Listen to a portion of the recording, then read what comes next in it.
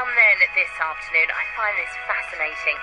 Can your sixth sense tell when a loved one has died, even though they may be miles away?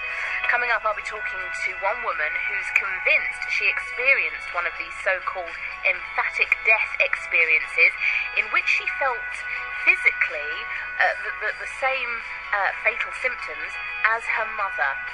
If this is something you can relate to, if this is something you think may have happened to you, I'd be really interested to hear your story. Did you know that a loved one had died even though you were miles away from them at the time? Maybe you had a feeling, maybe something happened. 08459 570057. BBC Sussex with Alison Ferns.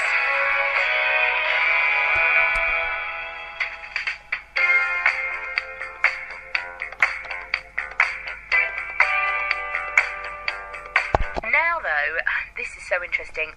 We're talking about so-called emphatic death experiences. Can your sixth sense tell when a loved one has died, even though they may be miles away? We can talk now to a woman who believes she experienced just that. Annie Capp joins me. Afternoon, Annie. Hi, Alison. Thank you for having me. I was fascinated when I heard about your story because it's one of those things that I've heard other people talk about.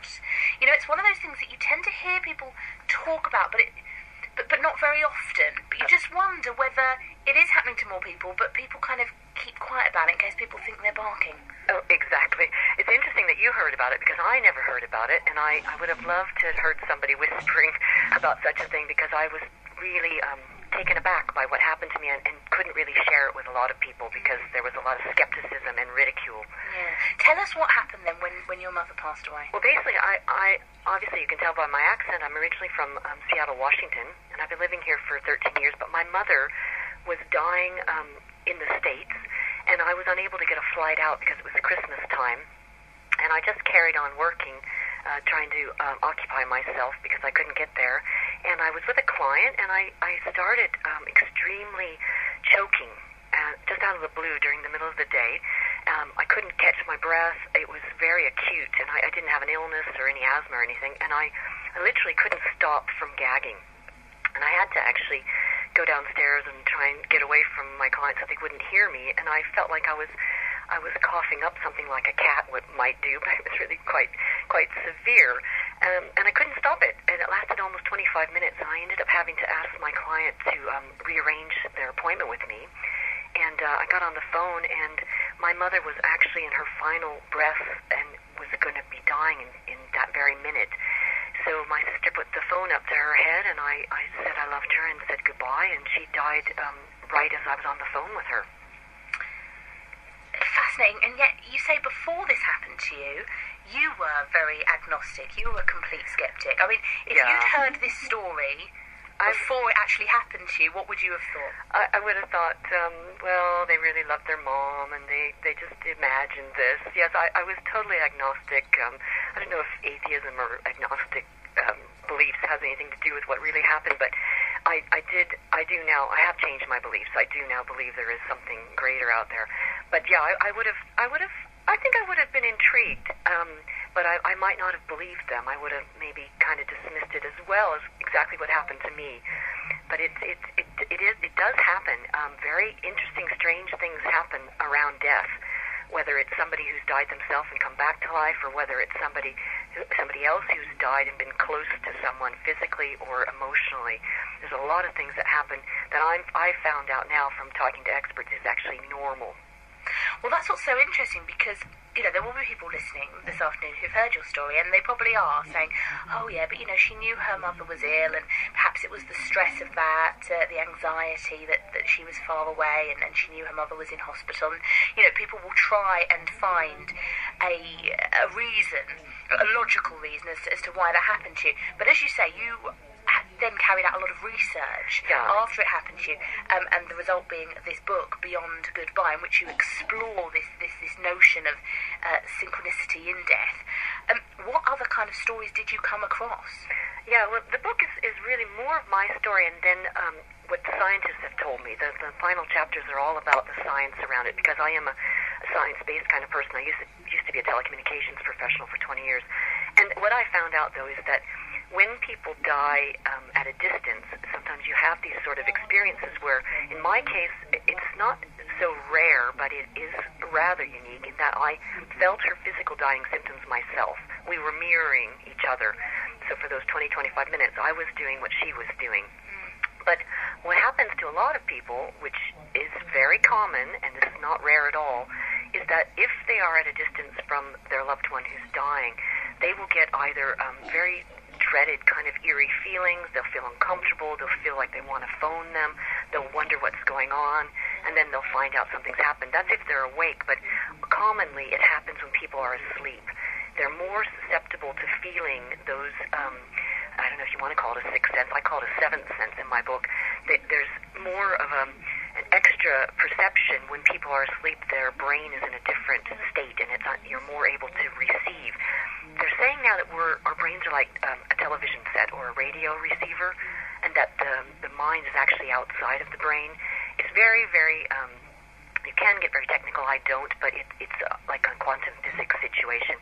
But oftentimes people will dream that a loved one came to them, a grandmother or somebody, and said, I'll be okay, I love you, I'm gone now. And then they wake up in the morning and they get a phone call, and sure enough, Grandma has died. Weird. Yeah, so it does happen.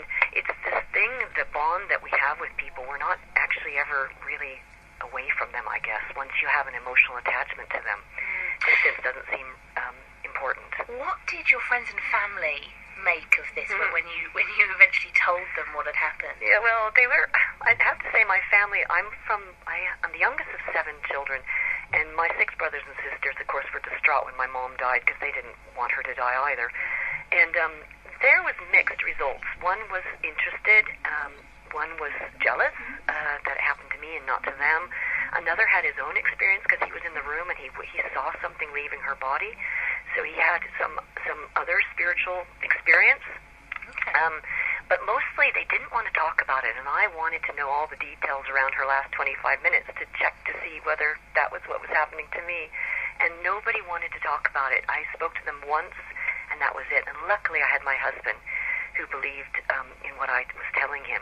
And of course I had a witness with the client who saw me unable to breathe and had to leave. So I had some witness, and I had things happen afterwards as well. So, well, I was going to say there were other sort of peculiarities as well that occurred. Yeah, what I found out too from my research is that people who have these kind of experiences, whether they died themselves and came back to life, or whether they shared in somebody else's death, which is what they call mine, an empathic or shared death experience, it changes you. It alters your makeup. It changes your beliefs, changes your attitudes, but it changes you also physiologically, your physical body. Like my blood pressure is very low now. I think differently. Your thinking processes change. You think in clustered thoughts. You've got all kinds of inspiration, and you also have psychic and paranormal things happen. So I started to have all those things I didn't believe in started happening. Seeing ghosts and feeling presences and hearing people talking to me. I mean, I really did have to consider whether I needed to talk to a specialist. Oh, right. So this kind of really opened up a completely different side to you. Yeah. It somehow it tweaked me in such a way that I'm just not the same person anymore. And all the things that I used to laugh at myself or think, oh yeah, you're right, that really happened. Now I say, oh, I bet it did happen to her. Or yeah, I'm sure he does speak to his father when he goes to bed. And I mean, you say that you thought maybe I need to see someone. Joking aside, and I don't mean to be rude. Yeah, did you actually think, you know what, maybe I'm losing it here? Well, I asked my husband. I did actually, and apparently that's a common after effect of somebody who's had a near-death experience. So my after effects matched exactly a deep near-death experience, which I didn't die, and I didn't see the light. My mom did, But I did actually consider, should I go talk to somebody? Am I grieving so badly that I'm imagining these things? But that's when my mom started leaving little gifts in the house. So yeah, tell us about some of the things you found in the house. Yeah, well, she started, because I was dismissing it, I was thinking, oh yeah, I'm in grief, and she started touching my head and petting me, which was something she did when I was a child if I was upset. But then she started leaving hairpins, which we call bobby pins in the U.S., hair grips, around the house in quite strategic locations, actually. Could they not have been yours? I don't own any. And I'm guessing your husband doesn't. No, he doesn't, and he didn't have anybody in the house that did. But I did question him, and he found them as well, and we started smelling smoke in the bedroom in the mornings, and neither of us smoke. And she used to love to smoke. She's from the 40s time period when they all smoked after the war. So I kept checking with my husband, basically saying, and my best friends, I used to check with them and just say, I'm not acting odd, am I? This is not abnormal. So I was really, have to say, reassured by the specialist I spoke to. I talked to Dr. Peter Fenwick, who's a renowned neuropsychiatrist in King's in London. I talked to a guy named Pim Van Lommel. Dr. Van Lommel, he's a cardiologist who did a massive study in the Netherlands on these sorts of things, and they're really sure, the scientists really believe now that the brain can do this, that we can receive and send messages, and that we are in touch with those that we're very bonded to. How interesting. Annie, thanks so much for joining us this afternoon. Annie Kapp there, and she writes about her experience in her book, Beyond Goodbye. I'd love to hear from you on this one. Maybe you are a complete cynic. Maybe you listen to Annie's story and you're completely sceptical about it and you say, oh, what a load of bunkum, what a load of what's it. Or maybe you think, hang on a minute, that happened to me. Something very similar happened to me. Maybe you had a physical manifestation at the time of her loved one's death, even though they were miles away. Or maybe it was, as Annie described earlier, just a feeling of dread, a feeling that something was wrong, that a loved one had passed.